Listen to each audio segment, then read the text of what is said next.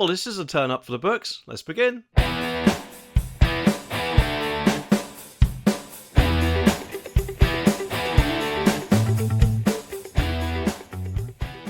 Now, obviously, as we all know, Lee Anderson moved from Labour to go to the Conservatives, but now he's gone from the Conservatives to someone else, and I bet the Conservatives will absolutely be kicking themselves, because he's often seen as a champion of the centre-right, isn't he? And yes, I know a little while ago, he had a little faux pas, shall we say, when what he was saying was basically taken the wrong way, in my opinion, and they branded him as something that he wasn't, and then suspended him as a result, thereby bowing down to all the woke lefties out there, in my opinion. But now it's come to bite them on their bum, because Lee Anderson has moved parties to Reform UK. Yes, that's about time too, Lee. Reform seem, in my opinion, to be much more conservative than the Conservatives do themselves. And according to this article, it says that Lee Anderson has defected to Reform UK after being kicked out of the Tory party over an Islamophobia row. And party leader Richard Tice said that he has found in Mr Anderson a champion of the Red Wall for Reform UK. And that's a very good point, isn't it? Lee Anderson, from what I remember rightly, his constituency is in the Red Wall, which is basically a Labour voting area, and it does make me wonder, in the next election in 2024 sometime, if they'll actually vote for Lee rather than Labour themselves this time, because let's face it, I'm guessing if he didn't actually move to Reform, they would have gone Labour once again. But it carries on and says that meanwhile the Ashfield MP said Nigel Farage found his party will allow him to speak on behalf of the people who feel that they're not being listened to. And speaking at a press conference in central London, he added, people will say that I took a gamble. Personally, I don't think he did. I think if anything, he saved his career, because let's face it, if he either stuck as a Conservative or an independent MP, he'd have probably got voted out, especially being in the Red Wall area. And he goes on and says, I am prepared to gamble on myself, as I know from my mailbag how many people in this country support Reform UK and what they have to say. And like millions of people up and down the country, all I want is my country back, and I understand exactly where he's coming from. I do as well. It just does seem to be over the last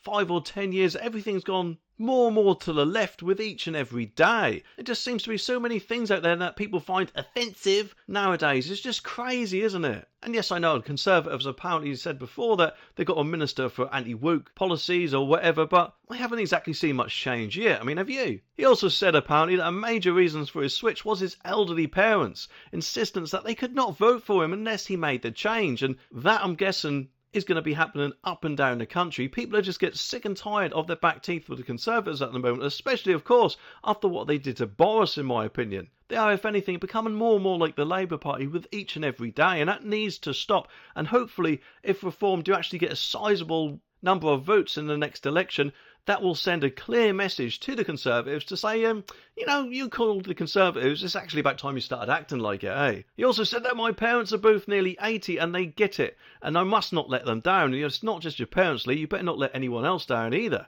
In today's press conference, though, Mr Anderson also said that he cannot be a member of a party that stifles free speech, saying it was unpalatable and a shocker that he was disciplined for speaking his mind, and I personally agree with him. The Conservatives really dropped the ball on this one to pander to all the woke lefties out there on Twitter, I'm guessing. When admittedly, what he said may have been a bit clumsy, but we all really knew what he meant, didn't we? And I don't think he was being Islamophobic at all. So what do the Tories say about this? Well, Miriam Cates and Danny Kruger, apparently co-chairs of the New Conservatives group, which is a small group within the Conservatives, and was apparently created to champion Red Wall voters, said that they regret Mr Anderson's decision. Well, I'm guessing there'll be a lot more people in the Conservatives that will actually regret that, especially when the 2024 election comes around. But they did admit, though, that the responsibility for his defection sits with the Conservative Party, adding, we have failed to hold together the coalition of voters who gave us an 80-seat majority in 2019. And a Tory party spokesperson now, he said, Lee himself said he fully accepts that the Chief Whip had no option but to suspend the whip in these circumstances.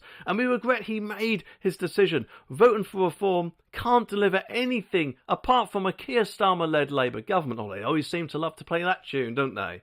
What they actually do is need to take accountability for their actions and actually turn things around. I personally think they should just kick Rishi out. I know that it will look ridiculous them changing leader again, but a lot of people, including me, can't actually vote for Rishi because I don't know about anyone else, but I personally see Rishi as a backstabber for what he did to Boris, and I can't vote for anyone like that at all. And I've got a feeling that I'm not the only one who thinks that way. So I think if they've got any chance at all, because let's face it, if Rishi's still there, Labour are going to get in. Which no doubt, of course, they will blame on reform, but at the end of the day, if they change someone now, they've got just got a tiny weeny hope of actually scraping through with maybe even a hung parliament. And yes, I know they're trying to get Boris back, from what I heard, but I think the only way Boris will actually come back is if he's got a shot at the leadership himself. The defection, though, by Mr Anderson comes after weeks of speculation, given Reform UK its first MP, and the rebranded Brexit Party is seen by Tories as its potential challenger at the general election expected this year. So they know, don't they? With signs of growing support for the party, it secured its best ever by-election results in Wellingborough and Kingswood last month, scoring double-digit figures of the vote in both constituencies. So that surely should be a big message or a big kick up the arse to the Conservatives. And if they've got any hope, in my opinion, of staying into power, then they'll kick Rishi out sooner rather than later.